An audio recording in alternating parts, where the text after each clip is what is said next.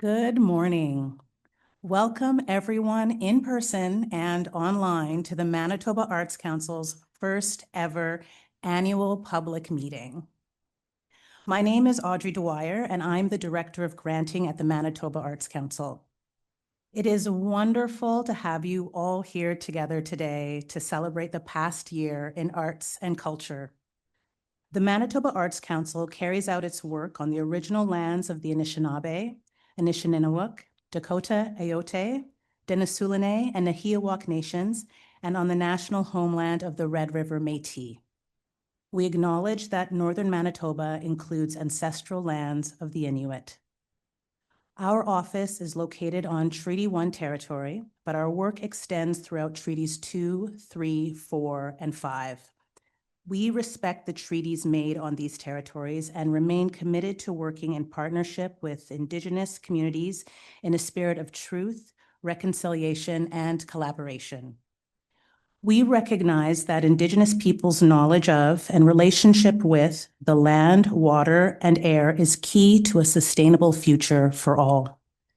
At the Manitoba Arts Council, we respect the distinct worldview and creative culture of Indigenous communities by prioritizing Indigenous artistic and cultural expression through our granting programs and initiatives. We are honored today to be joined by Elder Albert McLeod to open our meeting. Welcome, Elder McLeod.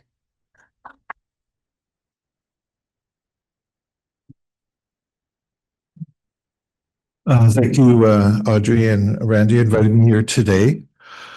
So I'm Albert McLeod. I come from northern Manitoba, a little village called Cormorant. And Cormorant is on the Hudson Bay line. In the old days, there were 79 villages on the Bay line from the Paw to Churchill.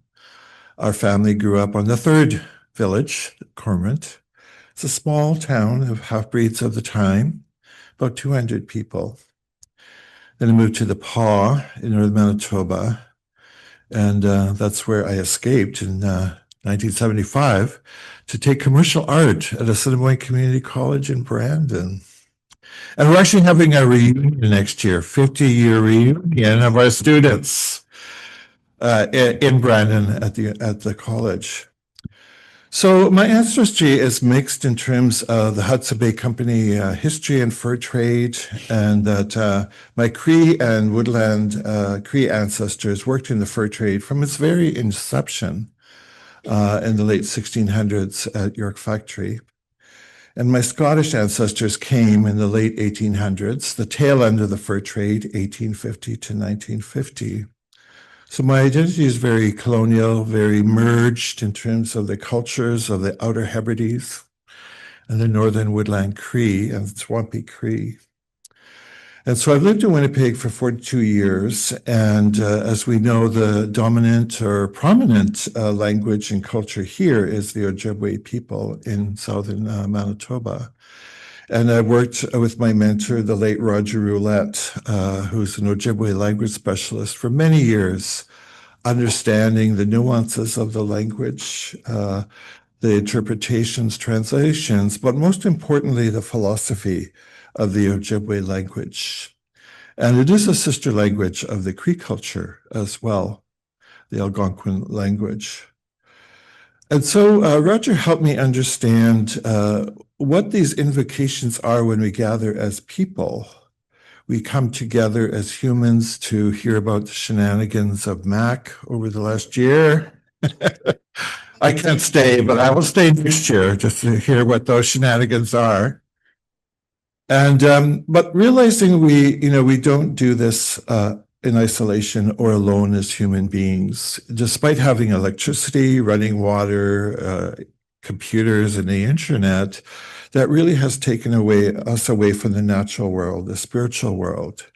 And sometimes we get stuck in there. And so these invocations are about opening those doorways into those other dimensions that Indigenous people revered so much about survival in this universe, this planet, and with each other, which is probably the biggest challenge, surviving with each other. So this time we're going into fall, winter, and Roger told me about a time in the spring that we know winter's coming. It is cold. It is dark. It's a time of inner reflection, isolation, and dreaming about the return of the sun and the warmth and spring and plants and animals and to be out. But in Winnipeg, that's 6 months, baby. That is 6 months. That's a long haul. By March, I've just, had cabin fever, right? So he shared with me a sentiment that the Ojibwe would say to each other when they came off the land in the spring. They had been camping separately, and they greeted each other at a time of, harvesting maple syrup.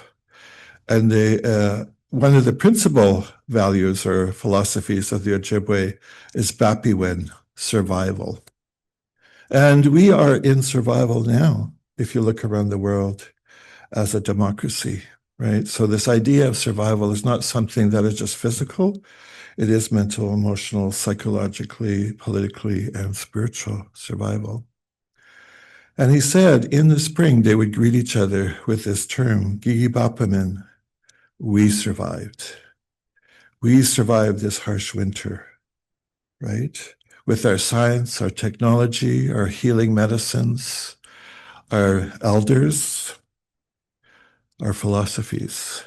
And he said in that survival, there was 4 strategies. One was facing our fears, real or imagined. And I'm sure as artists, you have that quite a bit. A lot of anxiety about your work and your journey in art. The observant study of events, which is the last year with Mac, right? The observant study of events. And deduction is today. Deduction. What are we going to do with that knowledge? How are we going to carry that experience forward in a good way that is helpful to all of us in the arts? And finally, honoring and giving thanks, not just to each other as human beings, which we do quite a bit, but to the natural world that gives us life, the thunders that bring the rain, the lightning, the wind, because despite, it's a cold, windy day in Winnipeg, we need that water, right? It sustains our world, our life, and us as human beings. The natural world, what we get, the food, the animals, the plants that we get. In the old days, we used to do fertility dances for corn harvest. Today, you can go to Sobeys and get your corn without any dancing. And that's that distance that we have today. We don't have a spiritual connection to these things in our everyday life. They're a background noise that sometimes we don't really understand or appreciate its importance to our very life. So we are in the Plains area here, and here at the museum, we're actually centered where the Plains of Ojibwe live now, the Plains Cree, and the Plains Lakota, Dakota peoples. And here there's a ceremony called a pipe ceremony. And it is a piece of art because what it does, it opens those portals that I described. The first direction the pipe will travel to is the east, where the sun rises. The south, where the birds go in the fall, which we see every day. But what does that mean to me when they go south? To us when it goes south? The west, the killer whale, right? The wolf, the turtle, the, what is it now? Oh, it's okay, it's giving me a blank. But Roger said how the West was interpreted, it was something shimmering light in the West, still undefined. And the North, where I come from, that's where Santa Claus lives. In the days, it was very cold in the 50s and 60s growing up there, and that has changed. And that is a part of our experience. Life changes, cultures change, cities change. No place is static, right? And that's why I think art is so important, because it captures that change, that shift, that new experience. And so, we just went through Thanksgiving. That was honoring and giving thanks for the harvest, whether you're Indigenous or non-Indigenous. The summer, many Indigenous people were on the land picking berries, gathering plant medicines, fishing. So it is a time of harvest. And we get to do that again on Christmas and New Year's Eve. So the turkeys are hiding from us. Again, that's that time of darkness and coldness when we feel isolated. We come together at the kitchen table and we feast together and share stories. Very important to survive this time of isolation and the inner reflection. So the sky above is the next direction, that we exist in a universe that is still undiscovered. We're learning every year. And Neil deGrasse Tyson is coming December 5th to Winnipeg, so I'm going to spend a good time with him listening to his stories about what we're learning about this massive universe that we can barely comprehend. And people ask about aliens, and I always say, well, they can't find us. We are so tiny. We're a piece of dust floating in the universe. They can't find us. But it gives us a perspective on size and just our own idea of where we see creation and the world, right? We're just tiny speck floating in the universe. And the Indigenous people studied cosmology for tens of thousands of years and understand the moon, the sun, the stars, and the planets. And we inhabit our legends with those symbols to tell our children about creation, about the universe, but also about humanity, because a lot of those characters, cosmological characters, are chosen from there to inhabit our legends and stories for our children. In the final circle direction is us, the human beings, the last creation, the most vulnerable part of creation, because we rely on everything I just described. And we do these invocations with humility in understanding our journeys in this universe are very short as human beings. There are trees that are 4,000 years old, sharks that are 500 years old, and we're lucky to be 80 years old today.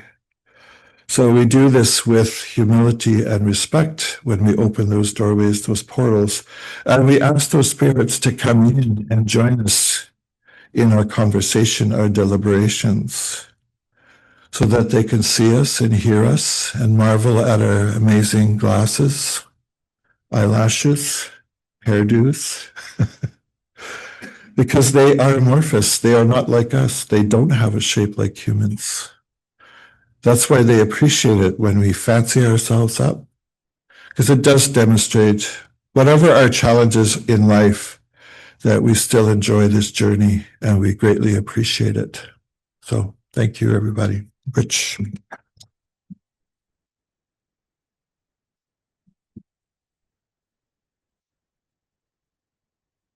Thank you, Elder McLeod, for everything that you've shared. You've given us a lot to think about today. Thank you.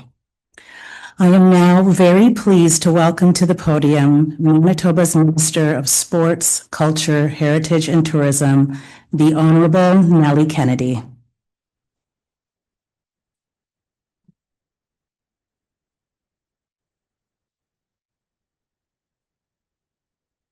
Good morning, everyone. Thank you so much for having me here today, Audrey, for your wonderful land acknowledgement. And Elder Albert, I have to focus on what I'm going to say right now because I feel so lost in thought and everything that you've spoken about. So thank you so much for your really just beautiful and mesmerizing words. I'm going to go to my office after and have a thought about all of this. So I am very pleased to be here today. And I really want to just say again, thank you for starting us off in such a good and positive way. To Board Chair Kat Kupca and Executive Director Randy Joynt, thank you so much for inviting me to participate in this important meeting today. I also want to recognize not only those in the room today, but of course those who are also joining remotely from across the province. It is well understood by all of us that arts are at the heart of this province's social fabric. They bring us together and provide the opportunity to deepen our understanding of one another through shared experience. The richness of arts gives life meaning, why we choose to live in Manitoba, and how we share our stories and experiences as individuals and community. The Manitoba Arts Council is a key player in the growth and vibrancy of our province's arts sector. The council supports hundreds of artists and organizations from across the province, aligning with our government's commitment to diversity, creativity, inclusion, and excellence. Through its grants, the council enables the creation of new works of art, development of artists and art professionals, and presentation of thousands of activities, events, and productions that are enjoyed by over 1 million Manitobans each year, which is just incredible.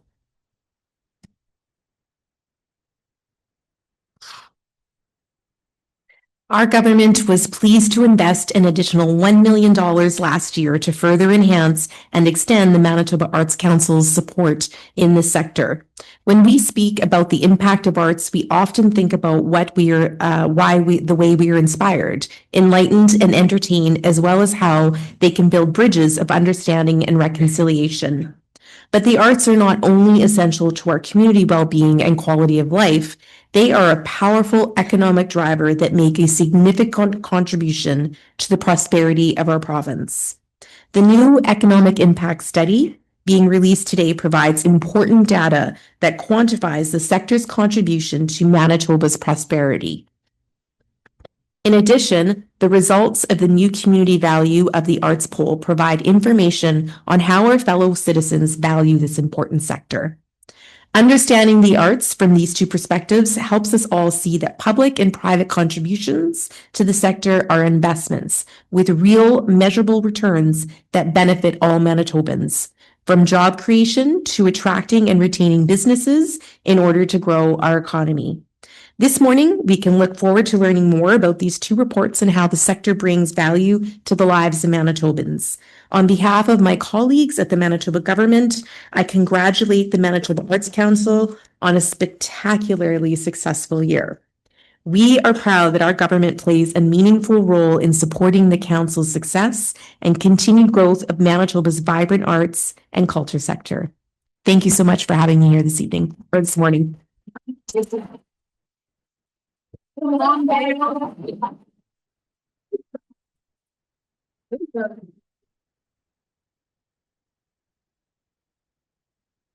Thank you, Minister, for your encouragement and collaboration as always.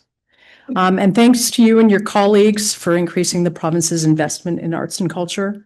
Your additional $1 million in 2024-25 was a game changer for many organizations, and in turn, and importantly, for tens of thousands of people who were able to experience and participate across our province. Your government also committed an additional support to MAC for this year for a new program looking forward. Thank you for that as well. Sorry for the spoiler alert for next year's APM, but hopefully you'll forget by then. But your commitment is about much more than money. It's about arts and culture being seen and being valued. And I know it means a lot to the people in the sector. And I think it means even more to the larger community. I'm Kat Kupca. I'm here welcoming you all as chair of the Manitoba Arts Council. Welcome to the APM for 2024-25. It's so weird that it's the 6-month thing.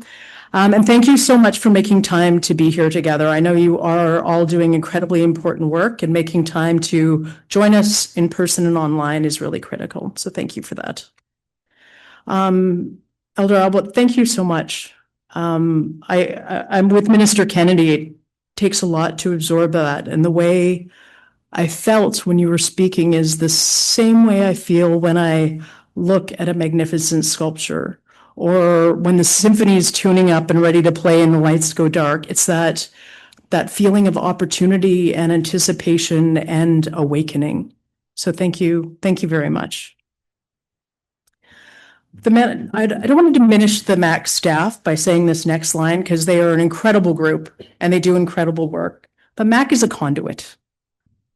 Every year, the Manitoba Arts Council is allocated funding from the province of Manitoba and entrusted to deliver it to artists and arts and culture organizations to achieve the greatest return for Manitoba, maximum impact. As such, we need to be transparent to you, to the community, to artists, organizations, collectives, patrons, audiences, and to the government. So today is an opportunity for us to reflect on the year that ended 6 months ago and to look forward just a bit. I was appointed to MAC about almost a year ago. Happy anniversary to me. I credit arts and culture with a lot of good in my life, like most of the good in my life. So I was thrilled to be appointed.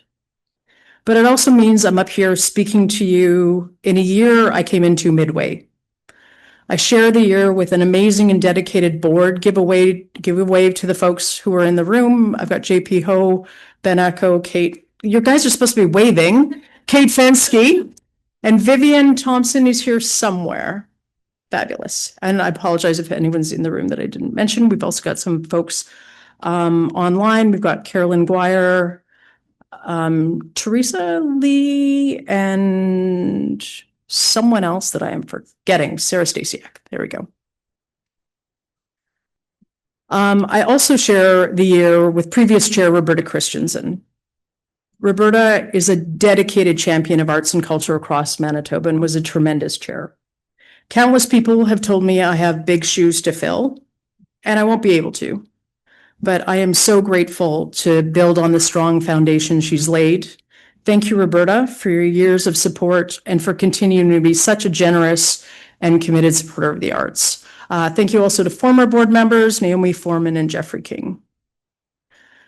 Today, you'll hear a year in review from Randy, MacED. You'll hear the results of an economic impact study. Yay, arts and culture. So I'm just going to spoil that too. And you'll hear from Mary Agnes Welsh of Probe. Sorry about that, Magnus. About a survey to assess how Manitobans value the arts.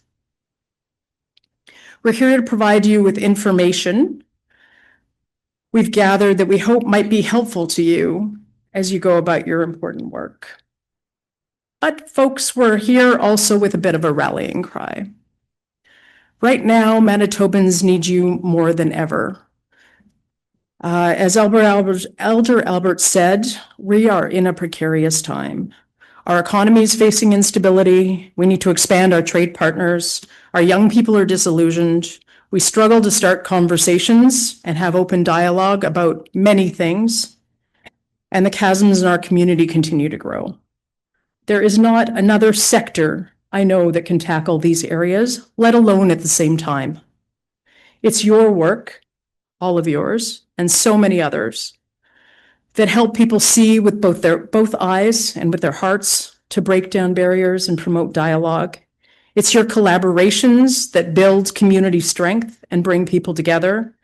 And arts and culture are dynamic economically. Every dollar attracts many more. Every dollar hires someone and certainly buys and stays local. And cultural diplomacy, I know you're all ready for new collaborations, both inside our borders and beyond. We know you're already asked to do a lot, but the community needs you so, so very much. As you'll hear today, people rely on arts and culture. We need to celebrate our stories, ensure inclusion of new voices, exchange ideas, and open conversations. Here at MAC, we want to explore how MAC can best serve Manitobans in these changing times. MAC's in the process of a strategic planning process, and hearing from you about arts and culture is an essential part of that. So please tell us, what do you need? Tell us about your dreams for the sector and for Manitoba. We'll provide opportunities for you to connect with us throughout the process and ask that you please do that. After all, we're working toward the same goals that affect, bless you, every person, every community, and our province as a whole. We want to walk alongside you as you do the heavy lifting, as you reflect on Manitoba and shape our conversations and our future.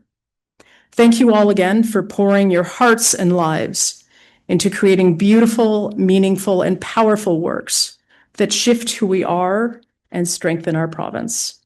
I introduce McLeod Randy Joynt.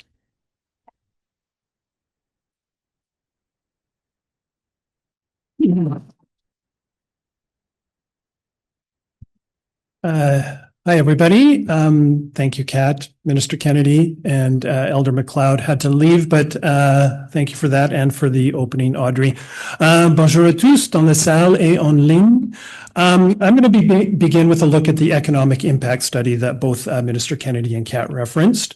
We know that arts and culture are central to Manitoba's social fabric, as the minister mentioned, but we did this study because we wanted to deepen the understanding of their economic impact, as this knowledge informs public policy and private and public investment decisions that maximize both economic and social returns. The study looks at the sector's impact from three perspectives. There's Statistics Canada data, there's tourism spending, and then there's contributions through the Manitoba Arts Council. Now, no one chooses a career, I don't think, in arts and culture to bolster Manitoba's gross domestic product. But once you're there, you become part of a sector that's an incredibly powerful economic engine. So in Manitoba, the sector accounts for 3% of our GDP, or $1.75 billion. It sustains over 20,000 jobs. Many of us in the room are part of that 20,000, along with your colleagues. And so you know that this workforce is incredibly adaptable, educated, and innovative. Taken together, the sector is an incredible asset for Manitoba. We also looked at tourism spending in 23-24. We did this work initially in partnership with Travel Manitoba last year, and we discovered that tourists who engage in arts and culture activity spent almost $500 million. And notably, they spend more than twice as much as tourists who do not engage in arts and culture activities. And this tells us that arts and culture are a major value add to the visitor experience.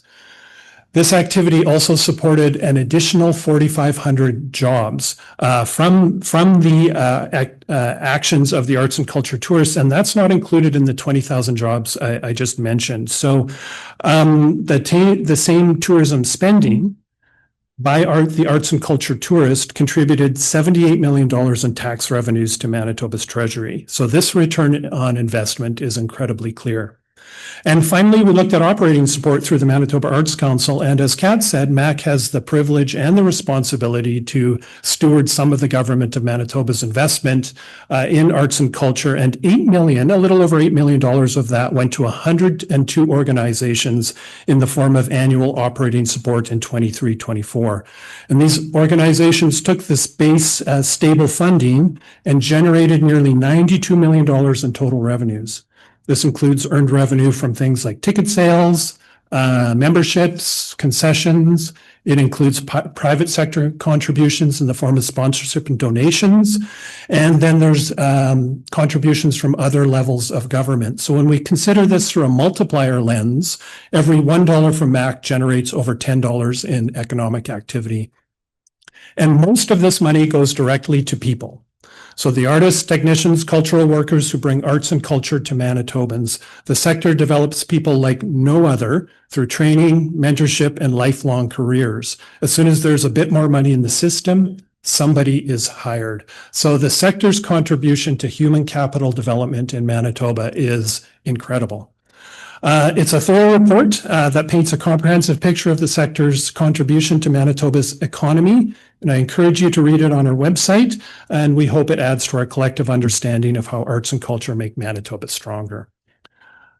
So I'm now going to move into a bit of a year review section of things, and we really wanted to do this as a form of celebration and information sharing. We know there are amazing artists, organization, cultural workers doing the hard work and the joyous work of bringing arts and culture to their communities every day.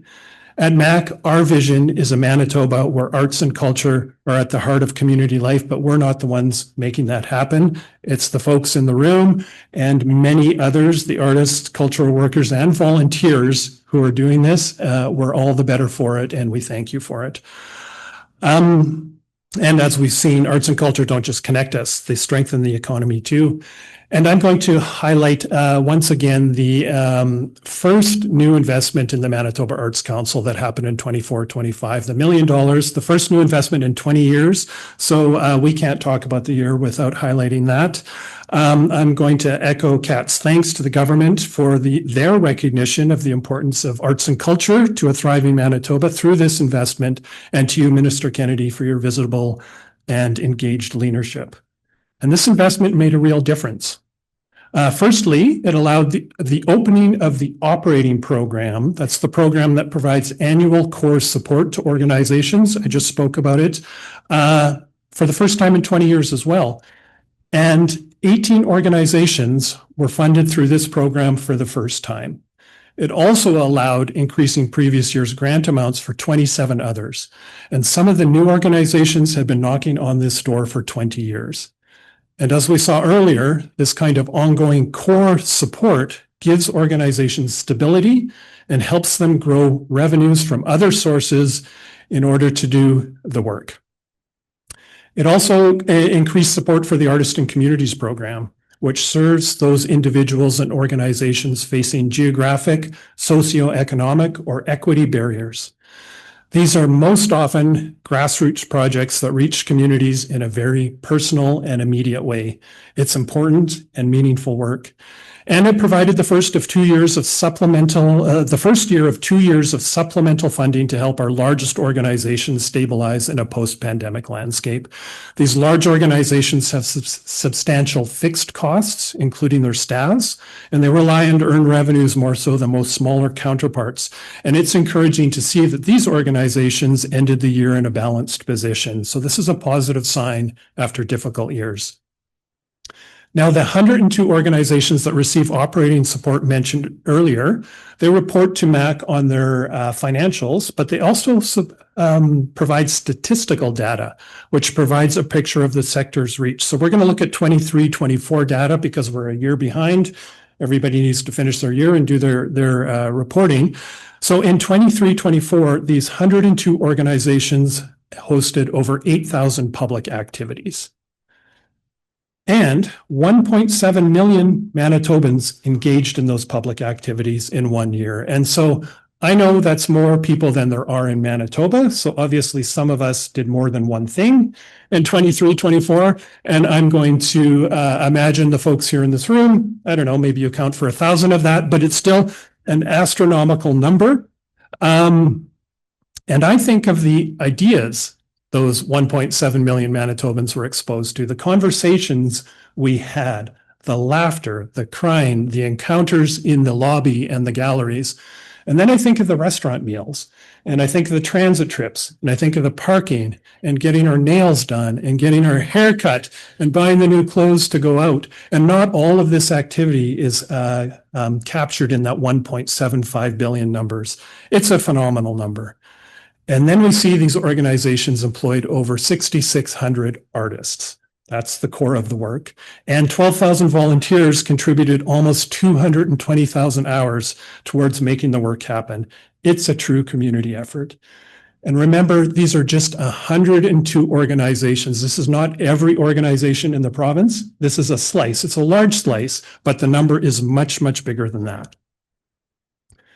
So we're a granting agency. So the first statistic we look at every year is the number of grant applications received. And in 24-25, that number was 1,418.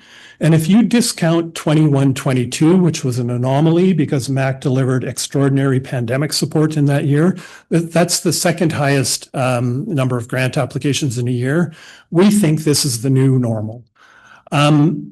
And so it's a good news and it's a bad news story. The good news, there's amazing artists with incredible ideas that want to see them come to fruition. And the bad news, of course, is that the need outstrips the available resources. And so there's unrealized projects that happen every year.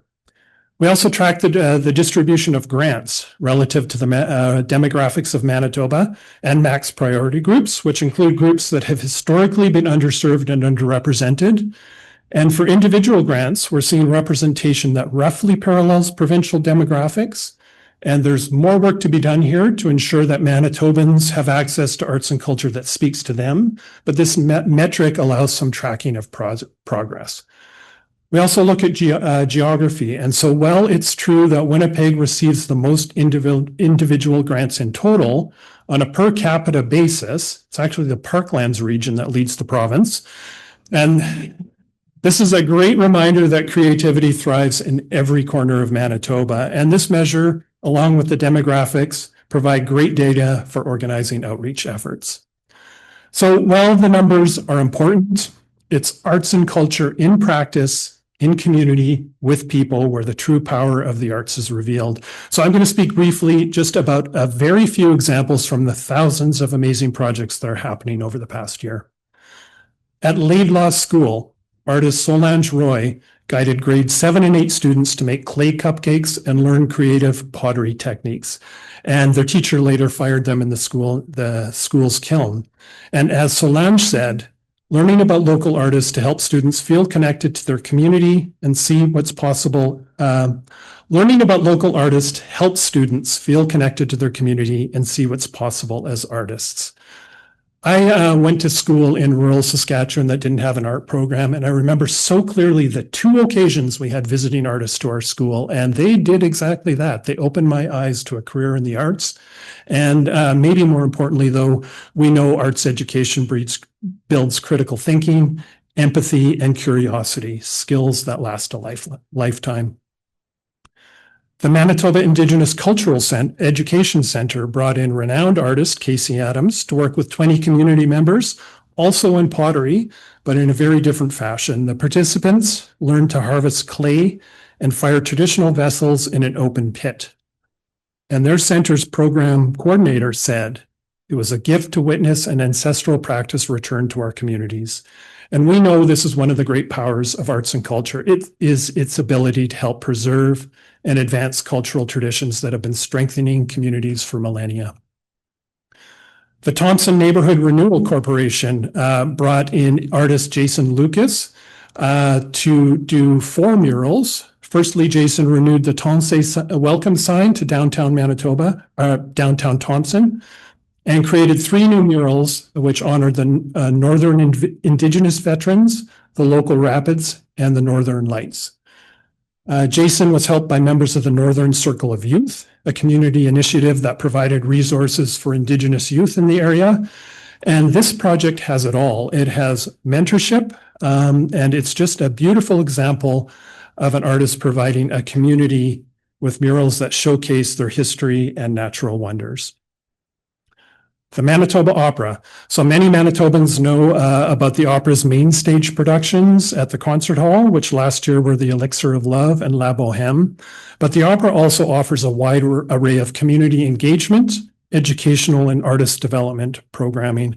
One needs to read the opera's annual report to see the full scope of their work, but they exemplify how an organization that was founded in 1969 continues to provide Manitobans from all walks of life access to a form and artistic experience that moves, inspires, and reflects the human experience in beautiful and sometimes sublime ways. These are just a few of the examples from the multitude of projects that are changing lives across Manitoba through arts and culture.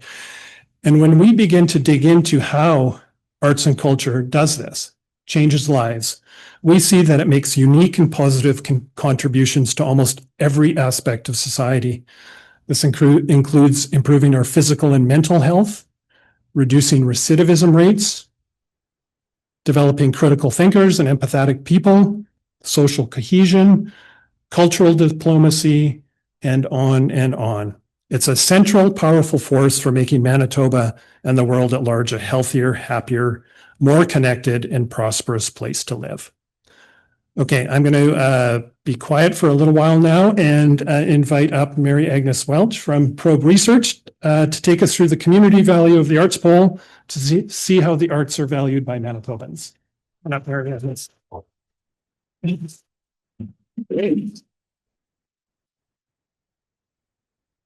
Hi, folks, and thanks, Randy, very much for letting us do this project and letting me speak to you a little bit about it today.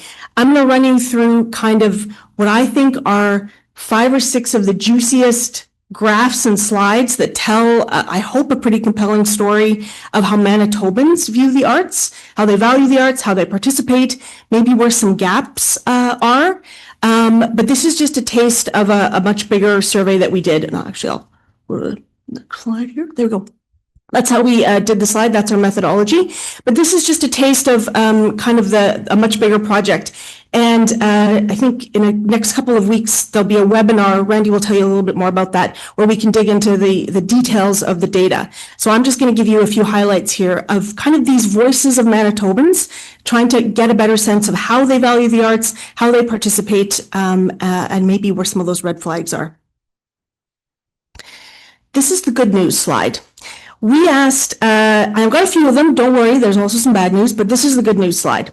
The very first question in the survey that we did of Manitobans asked people, tell us about your community.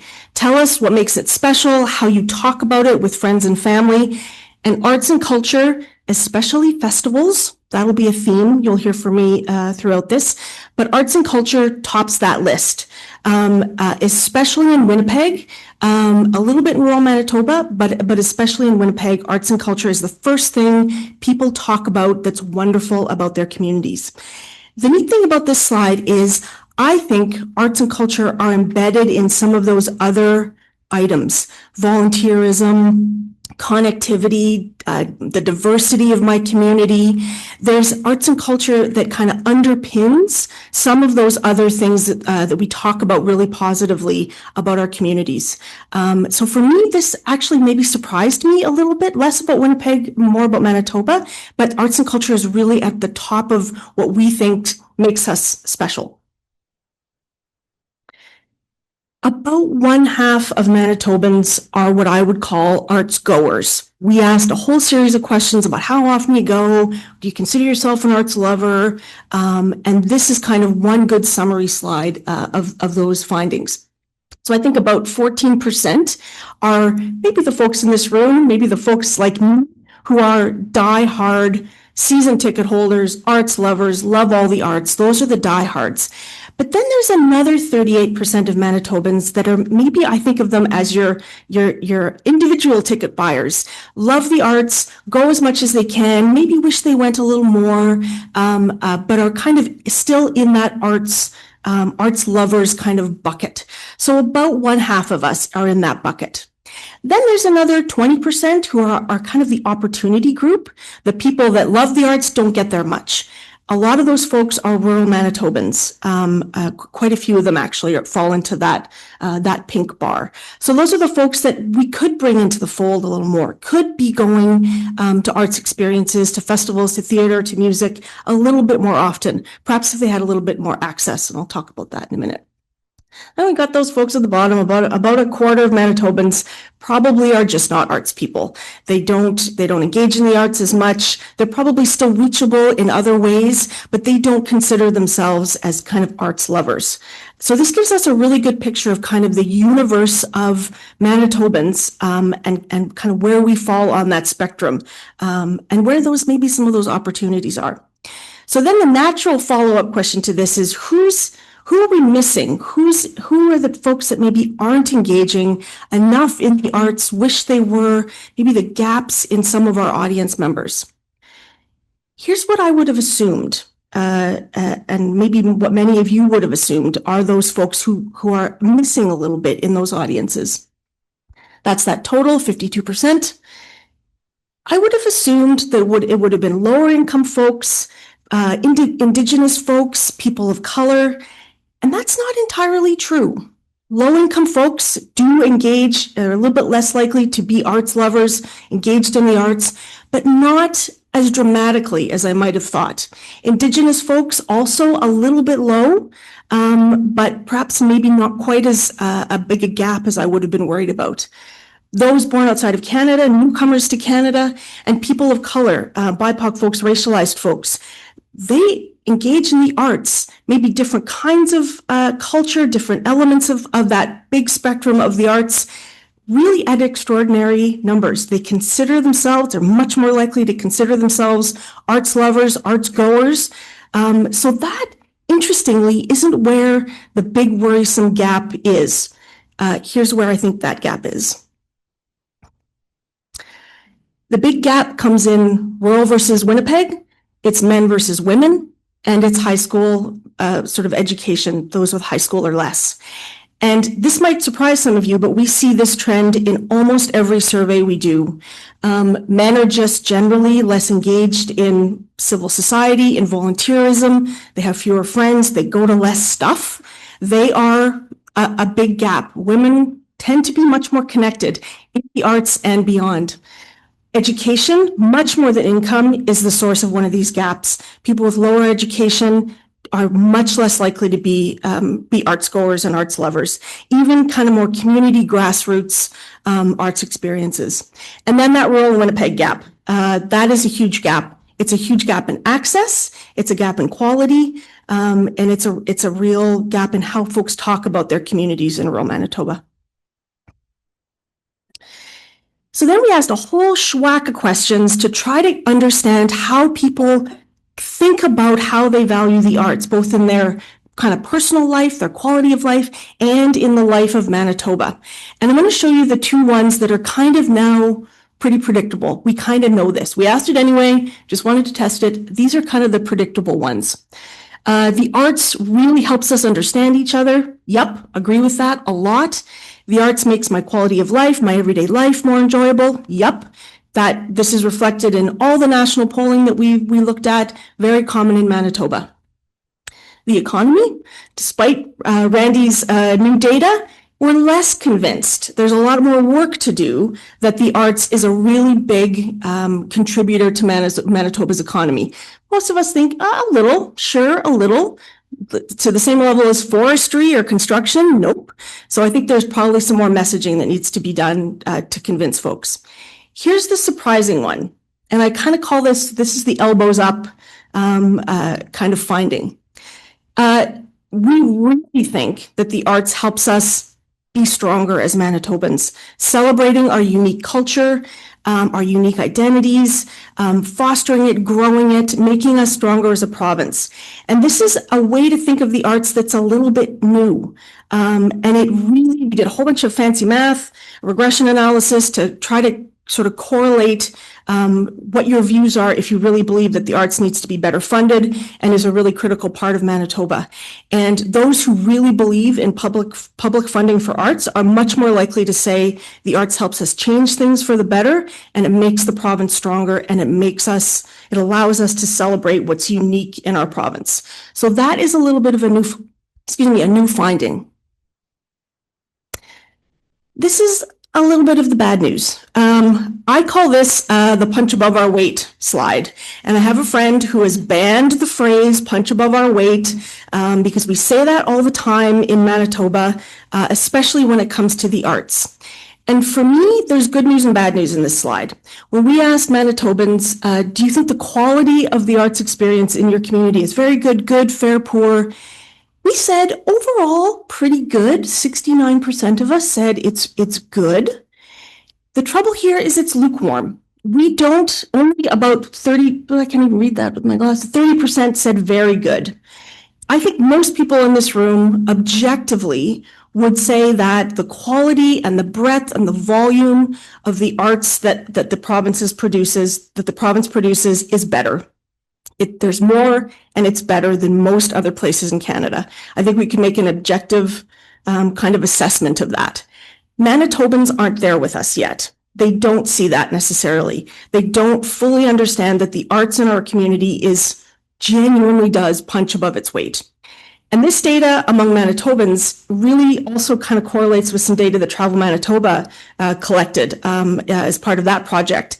And they found that Canadians aren't 100% sure that Manitoba is this arts hotbed. They haven't heard that. They aren't as aware of that. They aren't as sort of invested and bought into that idea. So there's a little bit more work to do there in explaining to Manitobans just how big and impactful and vibrant this community actually is. Last couple ones here. We did ask folks, what's your favorite? What do you do? What do you recommend to people? Folklorama.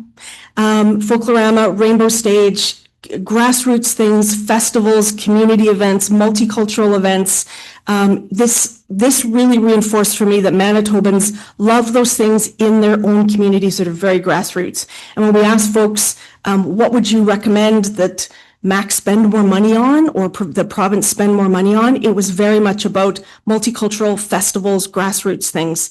Yes, the sort of the traditional arts, the performing arts, music, those sorts of things. But it was this idea of community festivals is the thing that is the gateway drug for a lot of Manitobans, especially those folks who maybe are kind of on the fence about being arts people. I think this is my last one here. This is also a bit of good news. We'll end on some good news here. 82% agree that it is vital to support the arts in Manitoba. Homegrown, elbows up, our own sort of cultural identity in the arts and culture community. And that is not a lukewarm number. That is a reasonably strong endorsement of arts funding and the arts community in the province. I'll just leave you with a few more words here from average Manitobans while I turn it back to Randy.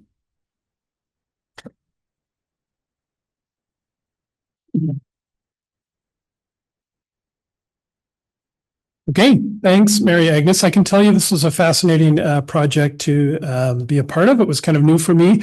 And I really see the opportunity in the information that was disclosed here, particularly, well, in a couple of ways, but that 20% of Manitobans who cite arts and culture as one of our major assets, like we know that. But I think our opportunity is to lean into that and tell the rest of the world, tell the rest of the country and the rest of the world that this is an incredible asset in Manitoba. I also think about that 20-odd% of folks who wish they could attend more. And I think about the access opportunity in that number of Manitobans. And that's a big number. So how are we ensuring that these Manitobans have access to that? So as Mary Agnes said, we're going to do a webinar on this next week. I'm sorry, I don't know the exact date time, but we're going to send out an email. If folks want to discuss both of these studies, that would be the time to do it, because there's a lot of detail in there, and we'd love to talk about it with you. Okay, I'm going to start to wrap us up now by say thank you for coming and viewing online today. But I want to again thank the many artists and cultural workers who do the important work day in and out of bringing arts and culture to Manitoba. I also want to thank the great MAC staff and board team, and recognize our colleagues in the Department of Sport, Culture, Heritage, and Tourism for the work you do to support the sector. Amazing things are already happening in Manitoba because of arts and culture, and though the path is perhaps more challenging than ever before, and there are incredible headwinds, I don't want to gloss over that this is tough, a tough business to be in. The headwinds of inflation, public and private funding that haven't kept pace with inflation, consumer patterns, and on and on. But there's also great promise ahead. And to ensure this sector brings so much to Manitoba, continues to thrive, and it's reach its full potential to make Manitoba the most creative place in Canada, I think we all need to work together. Governments, agencies like MAC, the private sector, and of course, the heart of it all, artists and cultural workers. Kat mentioned our upcoming strategic planning, so I also have a request. When you do receive a strategic planning survey invitation later today, please do respond to it. It's not going to take long. Many of you will receive a focus group invitation as well, and I ask for your participation in that too. We really do need your voices in this process, and we're open to hearing the good and the bad to ensure that MAC is walking alongside you in our shared goal of bringing arts and culture to Manitobans. Please visit the MAC website for the two reports mentioned today, and stick around a little bit today if you're able for some conversation. And so with that, we're all done. Thank you, everybody, for coming today.